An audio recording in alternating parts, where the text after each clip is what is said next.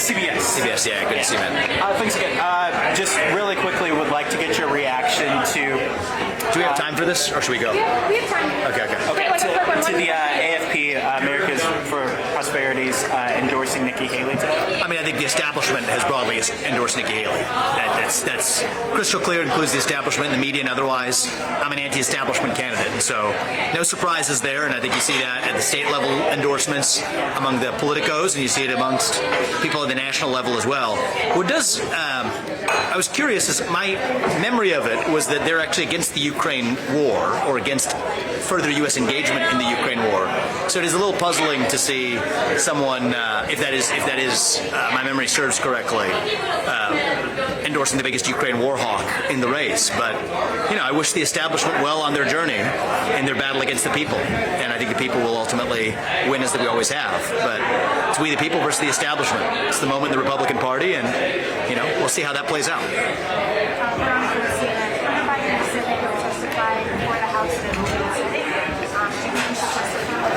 I think she should testify, and I think it should be total transparency, open book, and the congressman should not play with kid gloves. Get to the questions that we need to get to the heart of.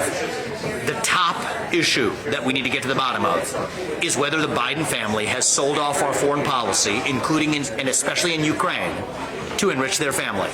Get to the bottom of the relationship with Burisma. Get to the bottom of every one of those details, of the recorded conversations. Procure that as well. Grassley, others have talked about having seen it or had access to it. Put it all on the table. We the people can handle the truth. We need a government that tells the truth. That's what we need, and I hope to see come out of that. I know you told me before that you're not planning to endorse anything, but yes. Are you concerned about the effect of these endorsements East Coast to Iowa, DeSantis being the governor of Enterprise? Well, I think a lot of these endorsements, I think people who are really attuned in our own base of voters, who understand that the establishment in both parties is toxic, look at these endorsements now and see through it. Right? They understand how this game is played. It is in many ways a rigged game, and it's a political back-scratching exercise.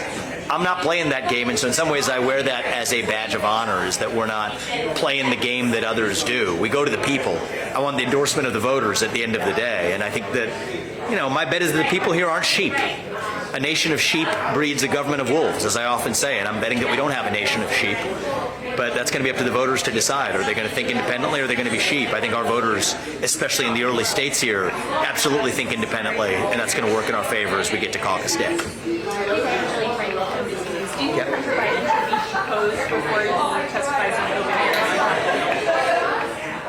I think that whatever it is, whatever sequence we go in, we need full transparency. At the end of the day, I think that there's been purposeful shrouding and protection of this class of investigation. The reports from whistleblowers about governmental interference, particularly in some of the Biden-related investigations, are deeply troubling. We now have an opportunity, if this is done correctly, to set the record correct with total transparency. I'm very skeptical, but I'll keep an open mind. And if they truly are willing to interrogate and get to the bottom of all of the answers relating to the foreign relationships in Ukraine and how that influenced Biden's foreign policy and what Joe Biden's direct involvement in these conversations was or was not, then I think that'll be a service to the American people. And I don't think those should be mutually exclusive, a deposition or a testimony in front of Congress. I think both could serve the American people well. We'll give the last one to Claire from Forbes. 30 seconds, yeah. Today we saw it happened a bunch last week as well. Trump supporters have been raising their hand and basically asking you to convert them. Yep. Why do you think they keep on asking you to convert them? Do you think you can convert these Trump supporters to Ramaswamy supporters? Yes, and I think these are earnest people with an open mind who need to make an important decision.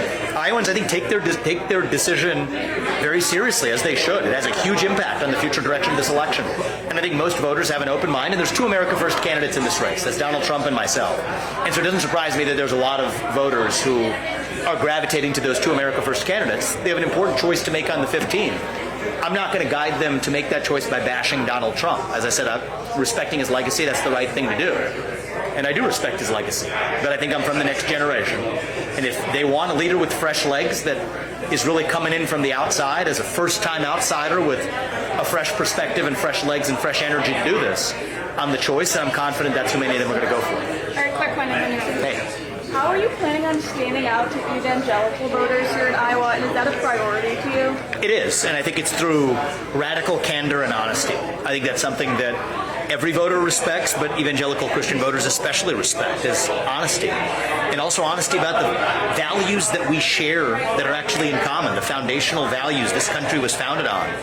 Those are the same values that I live my life according to, and will set an example for kids across this country in the White House as well. I've said very openly, I want to be held to a high standard where every parent can look their kids in the eye and say, I want them to grow up and be like him. Whoever that is in the White House, that's the standard they should apply. That's the standard we'll hold ourselves to as well. We'll be frank, we'll be honest, and we'll stand for those conservative values that this country was founded on, I think more strongly than anybody else in this race. And so, yes, I think we're going to be successful in winning many of them to our side. Thanks, guys. We'll see you at the next event.